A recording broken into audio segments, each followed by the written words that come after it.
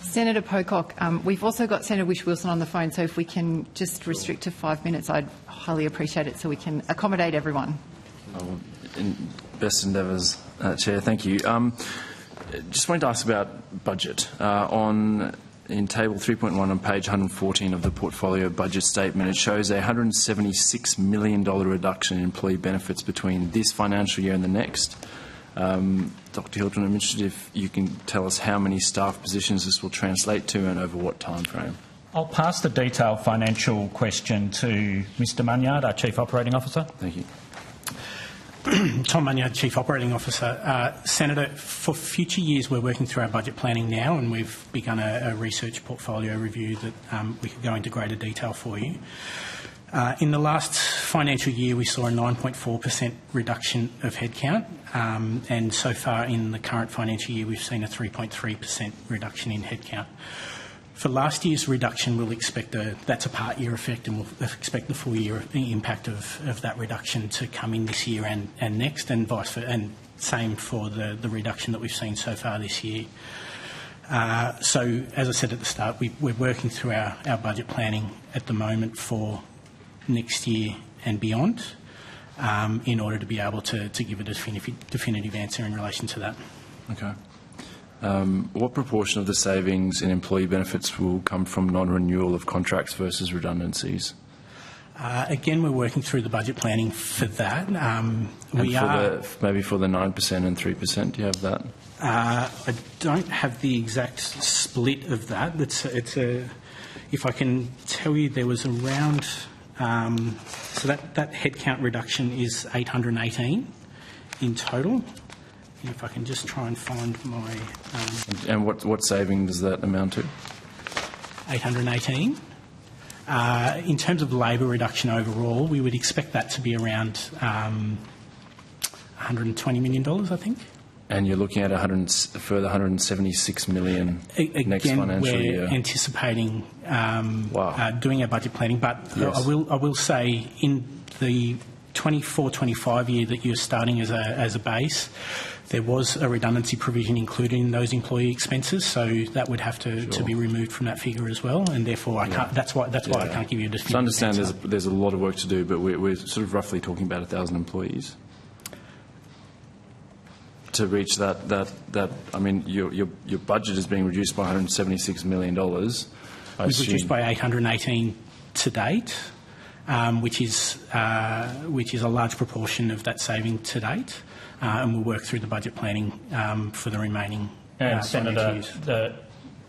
Perhaps to give you some context, the reduction in labour over the last 18 months has been partly in response to the ending of the COVID safety measure, and the organisation has tackled that in a couple of different ways. The first was we looked at our non-research part of our business and could see some opportunities for simplification of what we do, and I want to acknowledge the impact that that's had on staff. That is not an easy process.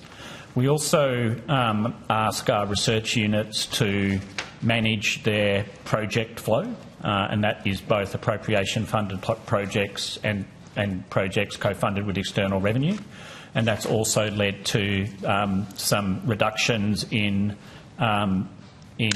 non-indefinite staff, so term ends, contract ends, and that's just a normal part of kind of project management and the ebb and flow of budgets. We do have some challenging sustainability issues as an organisation. The value of the appropriation has not kept up with the cost of doing science, and we have some legacy property issues that need investment in order that we maintain safe, fit for purpose and, where appropriate and possible, cutting-edge facilities. The ACDP is a good example of that. So we're provisioning funds to enable us to begin the renovation of that facility. It celebrates its 40th anniversary this year. That is 10 years past the midlife refit, and it's really important that we invest in that national facility, and that really is a microcosm for CSIRO's challenges. Thank you. Minister, I've had some work done by the Parliamentary Library and want to table this. And given that per capita investment in the CSIRO is now less than half of what it was in the 1980s and has fallen by 87.5% as a percentage of GDP. How can Australians have confidence that the organisation is properly resourced to meet national science challenges when we're hearing about these sorts of layoffs, challenges with facilities and declining funding? Well, we've had this discussion, of course, a little bit offline, and I think it's fair to say that while the government asserts that nominal funding hasn't changed over that period, of course you will assert that in real terms that's a different story, which is what I haven't seen your parliamentary library, the work of the parliamentary library on this question. And I do just say that there is a very substantial investment from the Commonwealth Government into the CSIRO. It is where? Well, it's a substantial annual contribution. Declining to our national science institution. I appreciate your point about the difference between nominal and real contributions, but I just say it is a significant contribution to an important national science institution. I expect the management of the CSIRO to work with the staff of the CSIRO to make sure that the organisation is on a sustainable budget footing, and that work is going on. Officials have described some of that to you. They'll be very happy to answer further questions. I also want to make sure, as the Minister responsible for science in the Commonwealth Government, that the CSIRO is continuing to evolve its approach to making sure that its programs of effort are in line with the national science priorities of the country and what the country needs in order to solve the big national challenges in front of us. That is the challenge of leadership in this organisation. It is not the only place that research is done in Australia, and of course you know that the Strategic Examination of Research and Development will conclude its work on behalf of the government towards the end of this year.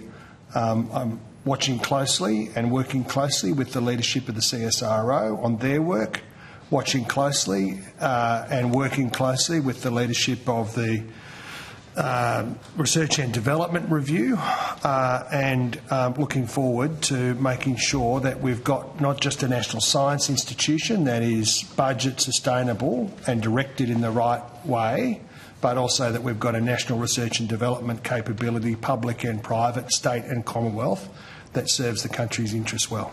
Thank you.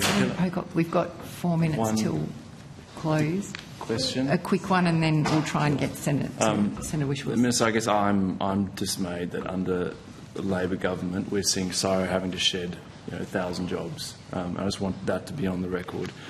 Dr Hilton, I have one final quick question on CSIRO Ginninderra. You talked about some of the challenges of getting money to invest in other important sites. I'm interested, at what point did the sale of the Ginninderra site go from the whole thing to just a portion of it?